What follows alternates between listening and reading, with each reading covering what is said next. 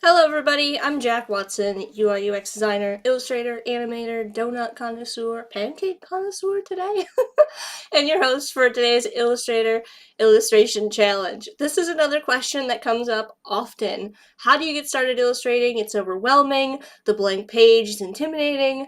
I'm going to show you how to start with a reference and break it down today using simple shapes. We're going to work large to small, adding the bigger silhouettes and then creating smaller details as we go. Check below the video in the description for the links to your starter file with resources for today, as well as links to other challenges and our Discord creative communities.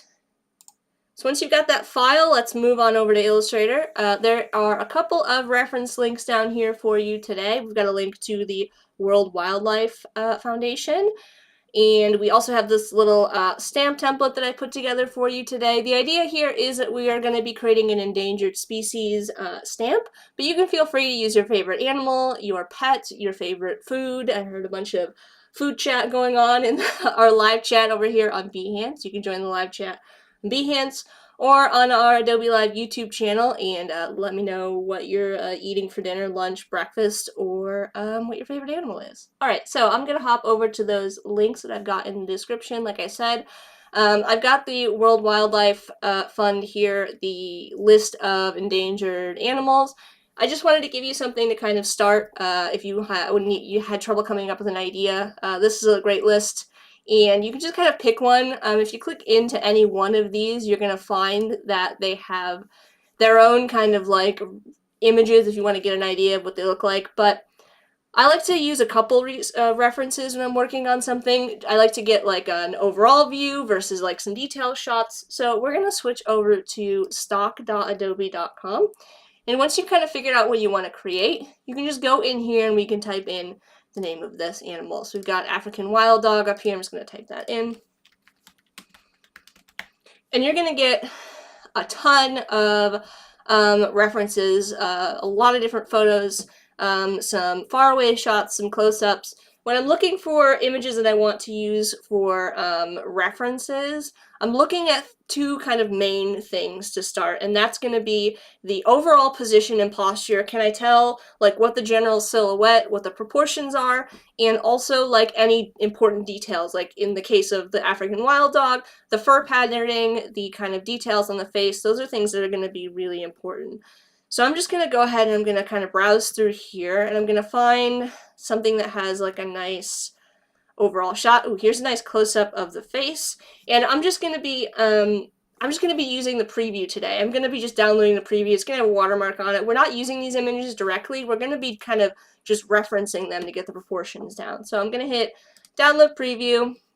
That's a good kind of close-up shot. Oh, and here's a nice kind of overall side view of the dog. So we're just going to download that preview. These are probably going to save to your downloads folder, wherever they save. You can just kind of navigate there. We're going to open up our Finder here. And I'm just going to drag them in. So I'm going to drag them into Illustrator.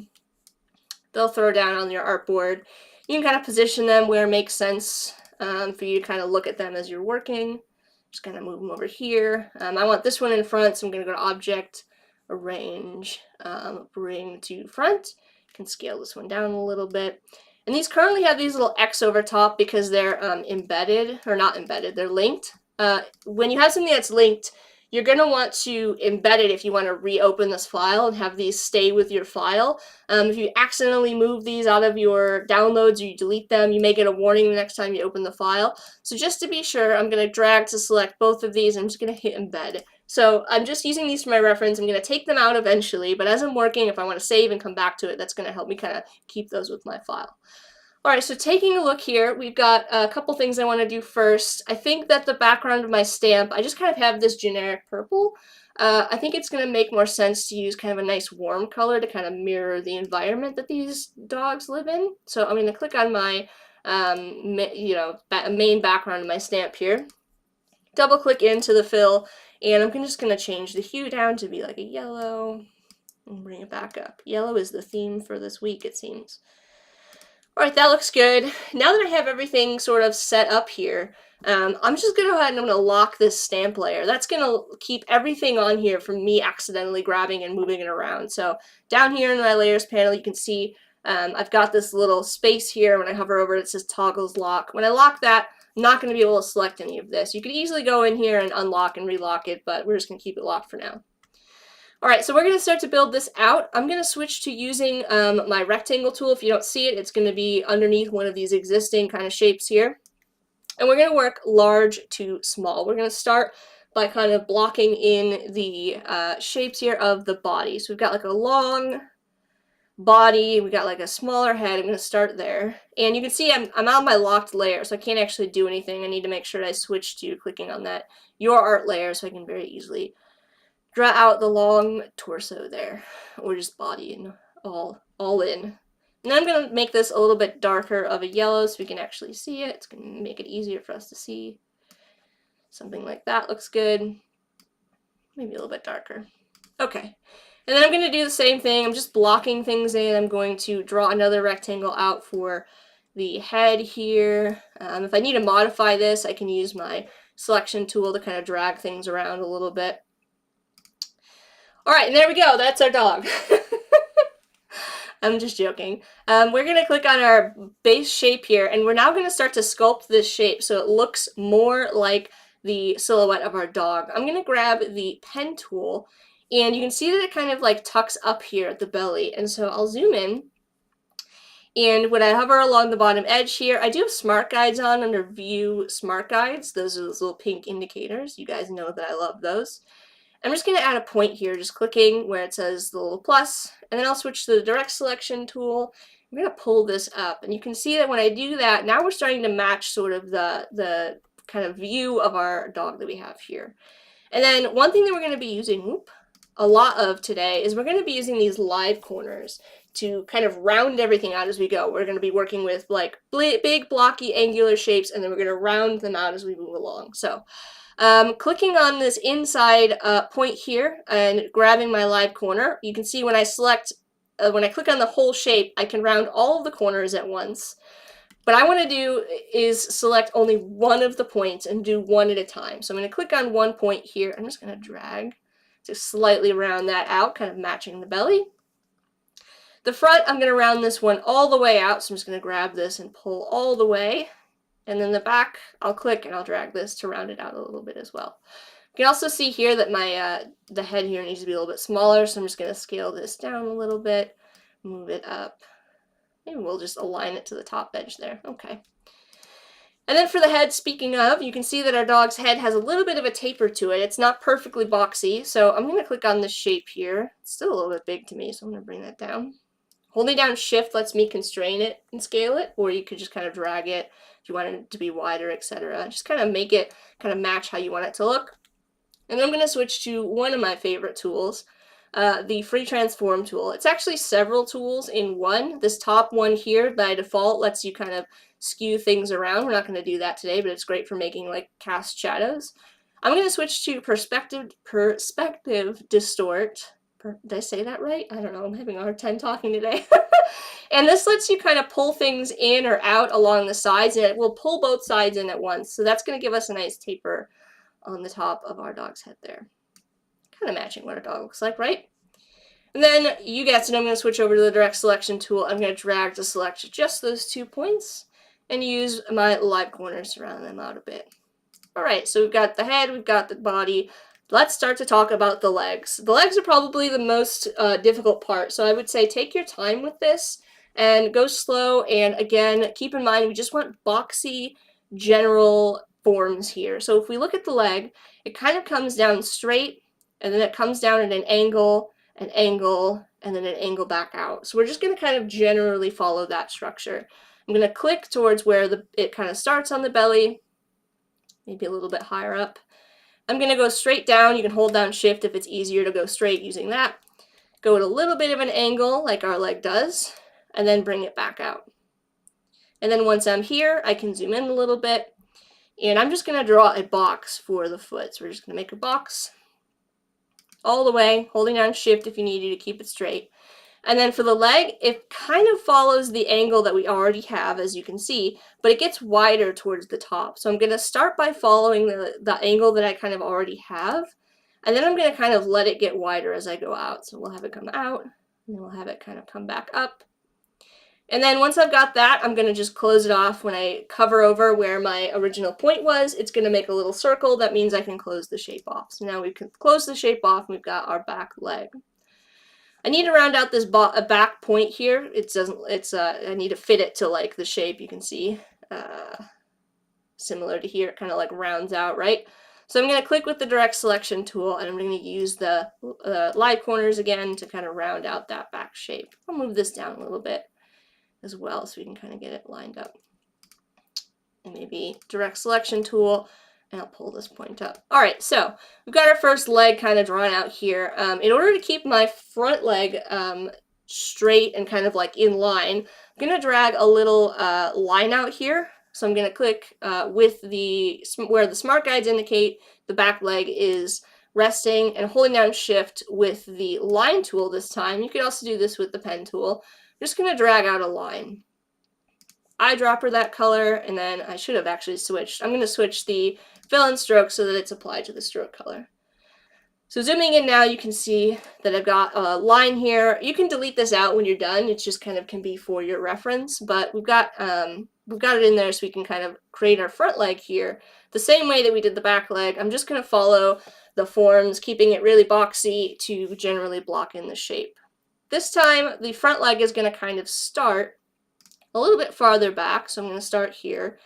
And it goes at an angle, and when I'm looking at the dog here, I notice that this joint here aligns with this joint here. So I can kind of use these landmarks on the body as well as these sort of like landmarks literally where I put like the line down at the bottom, so you can kind of make sure that you keep the proportions right. So I'm drawing this angle. I kind of want to have it line up. It doesn't need to be perfect, but line up with that back leg joint there. And then it's going to come down straight. So we've got our leg there. I'm going to zoom back in. And then I'll just make another kind of boxy form for the foot here. Oop, there we go. Actually, I have like a smart guy that's getting in my own way. And for the foot here, the foot actually has this little part that like juts out. So I'm going to zoom back in, and I'm going to add that in to my line work here by just kind of adding an extra kind of like line sticking out.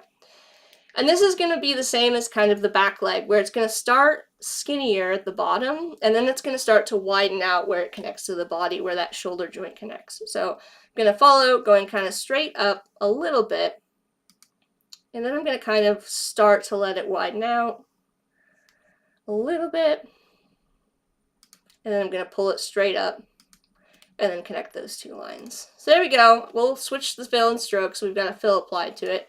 But now we've accomplished sort of the most difficult part of this illustration here. I'm going to round this out a little bit more. Well, maybe not. Let's bring this down.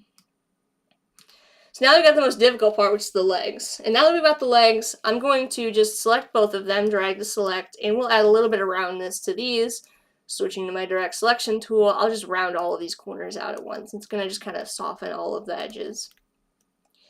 Selecting both of my legs again, I probably shouldn't have deselected. I'm going to hit Command C and Command F to make a copy and paste in front. And I'm going to move these in front just a little bit, not too far. And I'm going to darken the color on these. These are going to be our back legs, so they need to be in a little bit of a shadow or a darker color. I'll just darken them a little bit.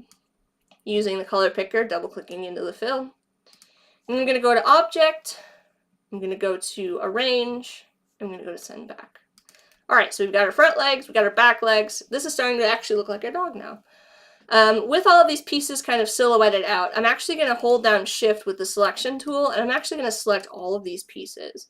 Then I'm going to go over here to my Pathfinder. You can find it under Window, Pathfinder if you don't see it, and use Pathfinder Unite. That's going to let me use my direct selection tool on these individual points here, just to kind of round out where the neck joins, and then the same over here. Sometimes you'll get these kind of extra points here. What you can do is kind of zoom in. You can grab it. I was just grabbing it and pulling it with the direct selection tool. But you can use the pen tool and you can zoom in and you can see where it has that little minus, and you can click to remove it. That just means that there's kind of an extra point there. So then we can get rid of that point and we can select it again with our direct selection tool, and we can continue to kind of round that out so we can get a nice transition there. So it looks a little bit more natural. Alright, we've got the basics done. We've got the base done on our dog. We're going to move on to some of the details. Let me know in the chat, what your favorite animal is and what you're going to be working on. We have a live chat here at 9:30 a.m. Pacific on Behance and on the Adobe Live YouTube. Clever loves the live guides. Rob needs to remake the legendary apple icon. Claire's the dog cow. All right. All right, so I'm going to move on to the ears next. You can see these big ears are kind of characteristic of the dog. So starting at the top, I'm just going to draw a massive rectangle out, switching to the rectangle tool if you missed that. And then you can tell that these ears kind of come up, and they come out, and then they come back in. So we're going to do the same kind of thing, right? We're going to select the direct selection tool. We're just going to grab this inside point here on the lower right, and pull it down a little bit, holding down shift if you need to, and that's going to create kind of the base for our ear. And I'm actually going to drag to select these two top points with the direct selection tool, round them all the way out, and then just tap on this bottom point here and round it out a little bit. Actually, we'll round it out a lot so it gets that nice taper. All right, we need to change the color of this. Double clicking in here, we're going to change this to a dark brown. This is double clicking into the color, the fill to get the color picker. I don't like to use a black here. I like to use a dark brown, or maybe like, I would actually probably go for more of a maroon color. I just think that it kind of softens the black and kind of makes it feel like it fits in with the rest of the warm color palette a bit better. You can go ahead and you can add some more details. You could use the same technique to add the inside of the ear. For time's sake, I'm just going to leave it like this, simple for now. And we're going to go to transform and reflect. And this is going to let us flip objects either horizontally or vertically. And I want to flip it vertically. And a very important detail here, don't miss this part, is to hit copy. If you hit OK, it's only going to flip it. So I'm just going to hit copy. Drag it over, and we can use our handy arrangement tools again. Going to Object and Arrange. Ooh, wrong button. And send it back, so now they're kind of behind the head. Let's move on to the details of the face here. Looking at our dog's face, it's got like a sort of a muzzle here, or like a mask on the face. So I'm going to use, you guessed it, a rectangle. And I'm just going to drag it out so it kind of like fits that large muzzle space. Move it down a little bit. I'm actually going to pick the somewhat medium dark color by eyedroppering my leg there, so I picked that fill color. And I'm going to add another thinner line here, similar to how the mask looks. I can switch to the selection tool and just kind of get it into place if I want to using Smart Guides. And then holding Shift, I'm going to click to select both of these, and we're going to use Pathfinder Unite again. You could also do this with the Shape Builder tool if that's more comfortable for you. Switching to direct selection again, you guessed it, we're going to round out the corners. Sometimes you'll hit these kind of limitations, right, where you start to drag and it gives you this like hard red highlight. That means that you can't drag all of the points any further. But you can select these two bottom points, clicking on one, holding Shift, clicking on the second, and round the bottom out a bit more to get the right shape. Very quickly adding in the eyes so you can kind of see how this mask is going to look. I'm just going to draw out a circle by switching to the ellipse tool, holding down Shift if you want to keep a perfect circle, eyedropper, the darker color, Command C, copy, Command F, paste in front, and then drag it over. And then the same for the nose. I'll just draw out a oval. You can feel free to make it, fancier if you'd like. Because I want to get into some of the shading, because I know that this is something that people are going to be like overwhelmed by, right? This is a dog. This dog has a super textured fur pattern. It's a little bit intimidating. My advice when doing any kind of fur and like fur patterns, or this can work for like scales as well, is to make little clusters of the texture. Don't have to create every single detail, right? So if we zoom in here and we just kind of start again outside in, large to small, I'm going to grab my pen tool and I'm just going to click along the outside edge of my dog, and I'm just going to create these sort of little sharp points. Just like this, closing them off, switching to my eyedropper. I'm going to eyedropper the fur here. And you can just kind of go along here. You don't have to do it perfectly. It can be organic. This is, not a perfectly symmetrical kind of animal here. And we can just kind of add little clusters of these kind of all over the outside to kind of indicate that this has got like a nice fluffy coat, right? Not adding every single detail here, just kind of starting to build up small areas that kind of show what we've got going on. We can do the same thing with the shading as well. So you can see that we've got sort of overall, if you kind of close your eyes and squint, there's like an overall dark and light areas to this, right? Underneath the muzzle, that like dark muzzle kind of extends underneath the neck and kind of helps show a little bit of depth on the face. So I'm going to zoom in here, and using the same technique, I'm just going to add a couple of sharp points. They don't have to be perfect. Again, this is not like, you know, drawing a perfect, I don't know, sculpture or something like that. That's not symmetrical, right? So I've created this kind of sharp shape. I'm just going to select the darkest value so it has good contrast and stands out against the muzzle, right? And it's also kind of pushed back in shadow. Once I've got that closed shape, I can switch to the regular selection. I'm going to click on the nose, holding down Shift, I'll click on the muzzle, right click, arrange, and bring to front. So now our muzzle is in front. We've got a little bit of that texture down there, indicating the fur pattern all along the body. Feel free to keep adding these. But the other thing that you can do is you can use little triangles inside as well. So I'm going to switch to the polygon tool, and you can see all along the dog's body has this really like speckled pattern. It's kind of hard to represent, right? So we're going to cheat a little bit. I'm just going to drag out a shape. You can use up and down arrows with the polygon tool. That's what I switched to underneath the tool menu here. I'm going to delete that one. And when I do that, I can drag it all the way down to create a little triangle. And I'm going to hold down Shift as I do that, and it's going to create a little triangle. And switching to the selection tool, I'm going to hold down Shift and just rotate it until it flips all the way upside down. Holding down Shift is going to constrain my shape and let me rotate it 45 degrees. Now, I'm just going to create these little clusters, holding down Shift to scale, Command C and Command V to copy and paste. And I can create these little clusters that kind of start to look like the shading on our dog, right? We can change the color. If we want to, we can grab our like medium color here. I'm just adding these to kind of give an overall sense. You can combine them with these larger shapes, adding these little tiny shapes in here. If we want a really light color, we can double click on our fill, bring it up to like a nice light yellow.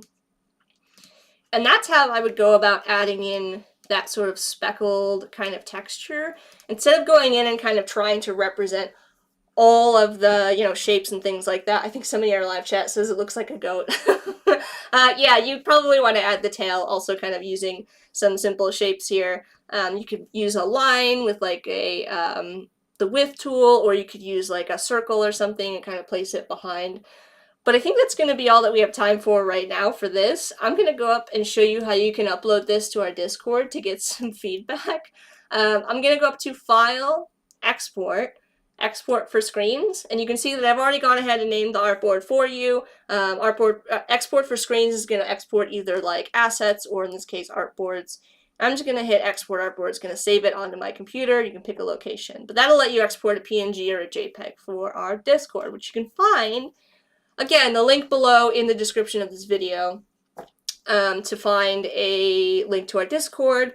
Once you're in here, you can navigate to the Daily Creative Challenge section in our Discord underneath DCC feedback down here.